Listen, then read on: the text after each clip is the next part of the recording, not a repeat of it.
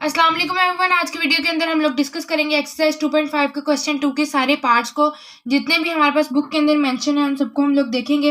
Basically जो हमारे पास question 2 है, इसके अंदर हमें कहा गया है कि हम लोगों ने डेरिवेटिव फाइंड करना है और इसके ऊपर लकीली हम पर कंडीशन नहीं लगाई गई कि हम लोगों ने जो है इसको फर्स्ट प्रिंसिपल से करना है। तो इसके जो हम लोगों ने फॉर्मूलाज पढ़े थे, हम लोगों ने देखा था कि हमारे पास जो ट्रिग्नोमेट्रिक फंक्शंस होते हैं उसके अलग अलग फॉर्मूलाज क्या होते हैं। जिस तरह साइन का हम लोगों ने कॉस पढ़ा था तो कॉस का माइनस साइन पढ़ा था। इस तरह जितने भी हम लोगों ने फॉर्मूलाज पढ़े थे उन सबको यूज करते हुए हम लोग जो है वो इनके डेरिवेटिव्स लेंगे। तो ये जो है वो इतना लंबा प्रोसेस नहीं होने वाला जिस तरह हम लोग फर्स्ट प्रिंसिपल के अंदर करते थे, वो वाला इतना लंबा प्रोसेस नहीं होगा। हम लोग डायरेक्ट फॉर्मूला इंप्लीमेंट करते जाएंगे, साथ साथ थोड़ी सी बेसिक्स ऑफ डेरिवेटिव जो हम लोगों ने स्टार्ट में भी पढ़े थे उनको देखते रहेंगे और इस तरह से हम लोग अपने क्वेश्चन सॉल्व करेंगे। तो चलिए स्टार्ट करते हैं। सबसे पहले हमारे पास क्वेश्चन है x² is equal to second 4x।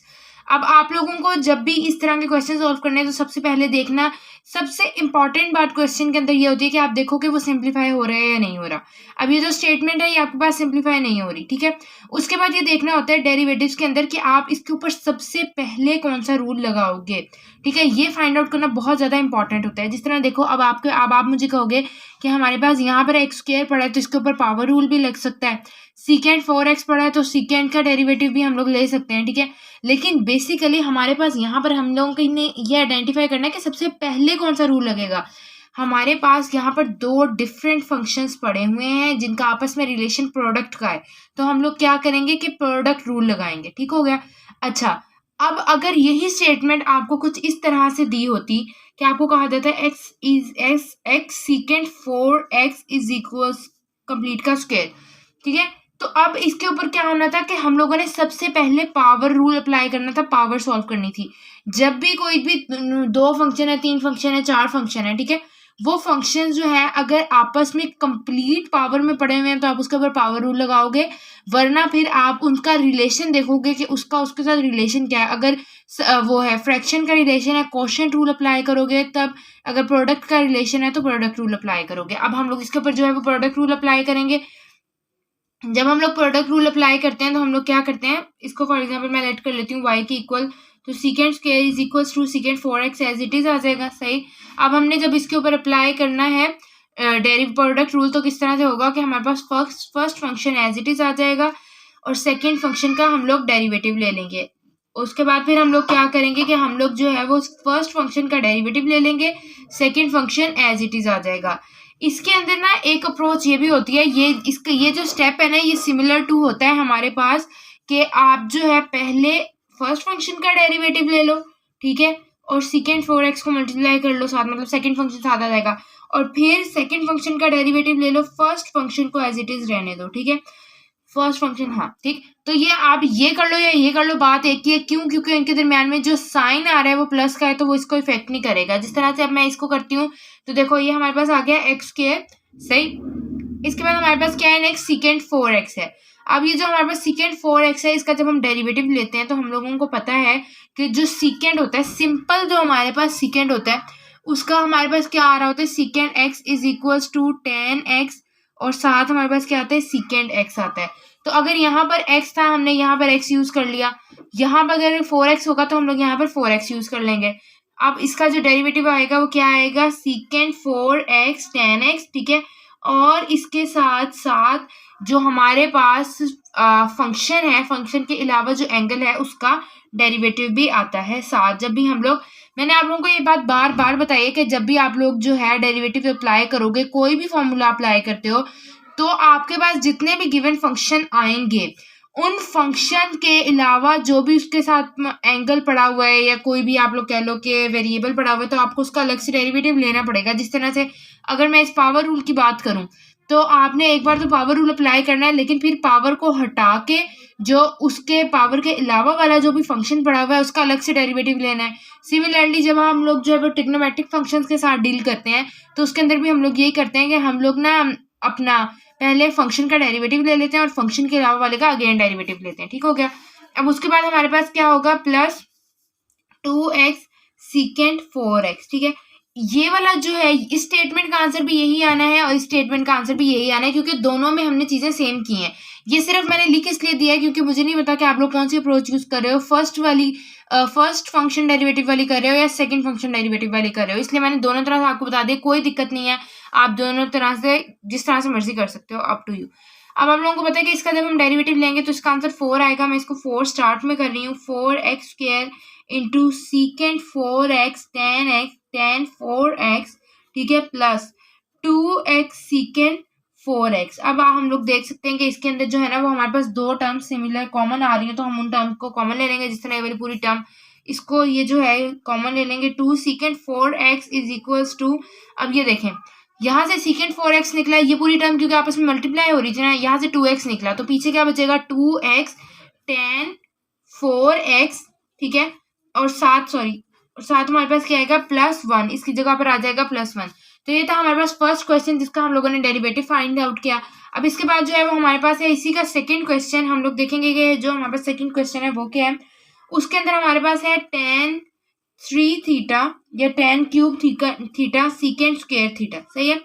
अब मैंने ये बात आप लोगों को पहले भी कई बार बताई है और आज फिर रिपीट कर देती हूँ कि there is a difference between कि आपके पास जो फंक्शन पड़ा हुआ है tan 3 theta tan cube theta और tan थीटा क्यूब। बेसिकली जो tan क्यूब थीटा है ना, इसका मतलब ये है कि पूरे फंक्शन की पावर है, जबकि इसके अंदर जो है ये सिर्फ इस एंगल की पावर है। जब हम लोग क्वेश्चन सॉल्व करते हैं तो हम लोग, मैंने आप लोगों को भी बताया कि हम लोग क्या करते हैं, पहले फंक्शन का डेरिवेटिव लेते हैं, ठीक है, और उसके बाद जो हमारे पास एंगल पड़ा होता है हम उसका अलग से डेरिवेटिव लेते हैं। इस तरह ही करते हैं हम लोग। और देखें यहाँ पर हमारे पास क्या होगा कि यहाँ पर पहले मैंने आपको बताया था कि अगर हमारे पास पावर रूल कंप्लीट में आ जाए तो पहले पावर रूल अप्लाई करते हैं, वो क्या आ जाएगा 3 tan स्क्वायर थीटा, और उसके बाद फिर हमारे पास जो भी पावर के अलावा पड़ा होता है फंक्शन, उसका डेरिवेटिव लेते हैं। तो इसका डेरिवेटिव लेंगे तो क्या आ जाएगा सीकेंड स्क्वायर थीटा। अब आप देख सकते हो कि इसमें और इस आंसर में इसको अगर आप लिखो तो ये आएगा 3 theta square secant square theta, ठीक है। अब आप देख सकते हो कि इस आंसर में और इस आंसर में कितना ज्यादा डिफरेंस है, ठीक है। तो इसलिए आप लोगों ने इस चीज का बहुत ज्यादा ख्याल रखना है कि उन्होंने आपसे बेसिक डिमांड क्या की हुई है कि आप लोगों ने फाइंड आउट करना क्या है एक्चुअल में, ठीक है। सबसे पहले हम लोग इसको एक वेरिएबल के इक्वल लेट करेंगे, वो हमारे पास क्या है tan क्यूब थीटा है, जो हमारे पास गिवन फंक्शन है वो है tan cube theta secant square theta, right.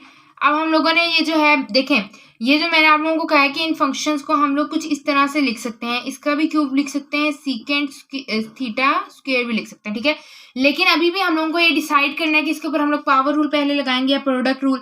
Power rule मैंने आप लोगों को बताया कि जब पूरी टर्म कंप्लीट की पावर सेम होगी तब आप उसके ऊपर पावर रूल अप्लाई करोगे।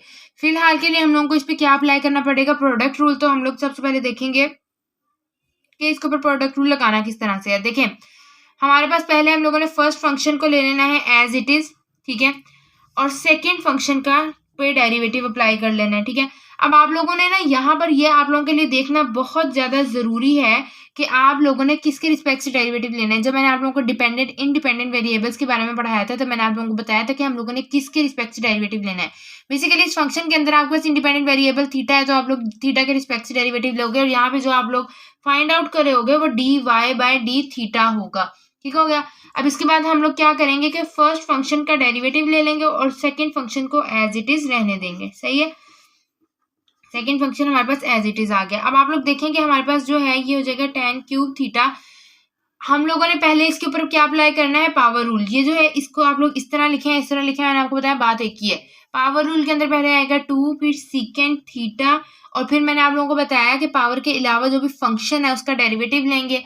उसका जब हम डेरिवेटिव लेंगे तो ये हमारे पास क्या आ जाएगा secant theta plus secant theta tan theta. ये जो है ये हमारे पास डेरिवेटिव है सीकेंड थीटा का, ठीक है। और इससे पहले जो हमारे पास लगा वो पावर रूल था। अब उसके बाद जो है हम लोगों ने यहाँ पर फिर से यहाँ पर tan थीटा का डेरिवेटिव लेना है which is 3 tan square theta. पहले पावर रूल अप्लाई किया और उसके बाद हम लोगों ने क्या अप्लाई किया है, पावर के अलावा tan थीटा का डेरिवेटिव लिया है, ठीक है। और ये सीकेंड स्क्वायर थीटा हमारे पास एज इट इज आ जाएगा। अब इसके बाद हम लोगों ने सिंपली इनको मल्टीप्लाई कर लेना है, ये हो जाएगा 2 सीकेंड। देखिए आपके पास बेस जो है अगर सेम है तो हमारे पास जो पावर है वो आपस में ऐड हो जाती है, बशर्ते ये कि जो दो जिनकी जो बेस जिनकी हम कह रहे हैं कि सेम है उनका रिलेशन आपस में प्रोडक्ट का होना चाहिए, ठीक है। अब जब आपस में प्रोडक्ट और बेस सेम है तो पावर ऐड हो जाएगी, ये आ जाएगा स्क्वायर थीटा प्लस tan की पावर जो है वो क्या आ जाएगी 4 थीटा प्लस हमारे पास इसके साथ क्या होगा 3 इंटू 10 जो है वो हमारे पास आया है यहाँ पे स्क्वायर थीटा सीकेंड की पावर 4 थीटा। हम लोग इसके अंदर से secant square theta 10 square theta को कॉमन ले लेते हैं, तो पीछे हमारे पास क्या बचेगा 2 10 square theta plus 3 secant square theta. ठीक है, तो ये हमारे पास था क्वेश्चन नंबर 2 का सेकेंड पार्ट हम लोगों ने कंप्लीट सॉल्व कर लिया है। इसके बाद जो है हमारे पास नेक्स्ट पार्ट है वो है थर्ड पार्ट, और उसके अंदर हम अब वो वाला पॉइंट डिस्कस करेंगे जिसके अंदर मैं आप लोगों को कह रही थी कि कंप्लीट की पावर को हम लोगों को देखना होता है। ये हमारे पास आ गया है sin 2 theta minus cos 3 theta का स्क्वायर। ठीक है, अब देखें, अब कंप्लीट फंक्शन का स्क्वायर है तो हम लोग इसके साथ क्या करेंगे कि पहले हम लोग इसके ऊपर पावर रूल अप्लाई करेंगे। सबसे पहले पावर रूल अप्लाई करेंगे तो पावर एज इट इज बाहर, ठीक है, और पावर में से हमने एक माइनस करके फंक्शन को सेम एज इट इज रहने देना है विच इज दिस। ठीक है, और उसके बाद हम लोगों ने पावर के अलावा वाले का क्या ले लेना है, डेरिवेटिव ले लेना है sin 2 theta minus cos 3 theta. ठीक है, ये हो जाएगा 2 sin 2 थीटा, ये एज इट इज आ जाएगा क्यों, क्योंकि इसके ऊपर कोई ऑपरेशन अप्लाई नहीं हो रहा। इसके बाद हमारे पास क्या होगा sin 2 थीटा है। ठीक है, तो sin 2 थीटा का डेरिवेटिव जो है वो हमारे पास होगा cos 2 थीटा माइनस यहाँ पर हमारे पास cos 3 थीटा है। ठीक है, तो हमारे पास cos का डेरिवेटिव क्या होता है माइनस sin थीटा, तो माइनस माइनस प्लस और sin 3 थीटा हो जाएगा हमारे पास। ठीक हो गया। अब इसके बाद अगर आप इसको मल्टीप्लाई करना चाहें तो आप मल्टीप्लाई भी कर सकते हैं, लेकिन यहाँ तक भी रखना चाहें तो यहाँ तक भी रख सकते हैं। एक और बात हम लोगों ने जो अभी तक डिस्कस नहीं की, जो हमने मिस कर दिया, वो ये है कि मैंने आप लोगों को हमेशा बताया कि हम लोग जब भी फंक्शन का डेरिवेटिव लेते हैं तो फंक्शन के अलावा एंगल का भी डेरिवेटिव लेते हैं। ठीक है, अब हम लोगों ने यहाँ पर फंक्शन का डेरिवेटिव तो ले लिया, लेकिन इसका अलग से एंगल का डेरिवेटिव मिस कर दिया। अब जब मैं लूंगी sin 2 थीटा, ठीक है, तो जब उसका डेरिवेटिव अप्लाई करूंगी तो वो आएगा cos 2 थीटा, और उसके बाद फंक्शन का अलग से derivative which is equal to 2 cos 2 theta. ठीक है, तो यहाँ पर भी 2 आएगा और इसके साथ साथ यहाँ पर भी 2 आएगा। ठीक है, तो ये हमारे पास था थर्ड पार्ट। अब इसके बाद हम लोग डिस्कस करेंगे जो हमारे पास है फोर्थ पार्ट, कि हमने उसको किस तरह से सॉल्व करना है। अगर हमारे पास स्टेटमेंट के अंदर कुछ इस तरह से आ जाए कि हमारा जो है डायरेक्ट रिलेशन को, मतलब एज इट इज कोई प्रोडक्ट का या फिर कोई क्वोशिएंट रूल नहीं बन रहा, ठीक है, ना ही कंप्लीट की पावर है, तो हम लोग उस पर सिंपल जिस तरह से डेरिवेटिव अप्लाई करते हैं इस तरह से अप्लाई कर देंगे। पहले हम लोग इसके ऊपर अप्लाई करेंगे। अब देखें, ये फिर से वही बात आ गई है फंक्शन और एंगल के स्क्वायर वाली। इसमें हम लोग पहले किसका डेरिवेटिव लेंगे? वैसे तो ये आप लोगों के लिए क्वेश्चन है, आप लोग इसका आंसर मुझे कमेंट बॉक्स में बताइएगा, लेकिन चले मैं क्योंकि आपको समझा रही हूँ तो मैं खुद भी आपको बता देती हूँ कि अब देखें, आपके पास जो है वो पावर किस पे आ रही है, एंगल पर आ रही है। ठीक है, तो पहले आप फंक्शन का डेरिवेटिव लोगे, फंक्शन का डेरिवेटिव लेने के बाद हम लोग एंगल का डेरिवेटिव लेते हैं। स्टेप बाय स्टेप हमने वो प्रोसीजर फॉलो करना होता है। तो यहाँ पे हमारे पास क्या आ जाएगा minus sine under root X, और यहाँ पर अंडर रूट एक्स का डेरिवेटिव 1/2 अंडर रूट एक्स। ठीक है, प्लस, और इस फंक्शन के ऊपर जो है देखो आप कंप्लीट की पावर 1/2 है, तो हम लोग क्या करेंगे कि हम लोग इसके ऊपर पहले पावर रूल लगाएंगे और फिर इसके जो है उसके क्या उसको कहते हैं फंक्शन का डेरिवेटिव लेंगे। ठीक है, इसके ऊपर जब हम पावर लगाएंगे तो 1/2 अंडर रूट साइन एक्स आ जाएगा, और उसके बाद हम लोग जब साइन एक्स का डेरिवेटिव लेंगे तो वो आ जाएगा कॉस एक्स के इक्वल। ठीक हो गया। अब जो है अब हम लोग इसको जो है वो मजीद सिंप्लीफाई कर लेते हैं। मजीद सिंप्लीफिकेशन तो इसकी क्या ही होगी 1 into sine under root X by 2 under root X. ठीक है, प्लस ये हमारे पास हो जाएगा कॉस एक्स और 2 अंडर रूट साइन एक्स। सही हो गया। अब आप लोगों ने इस बात का खास ख्याल रखना है कि हम लोग जो है इस अंडर रूट एक्स को इस अंडर रूट एक्स से कैंसिल आउट नहीं कर सकते। वो इसलिए, उसकी रीजन ये है कि आपके पास जो ये वाला अंडर रूट एक्स है ये इंडिपेंडेंट नहीं है, ये आपके पास साइन का एंगल पड़ा हुआ है, और यहाँ पे जो फंक्शन पड़ा हुआ है वो आपके पास एक अंडर रूट का फंक्शन है।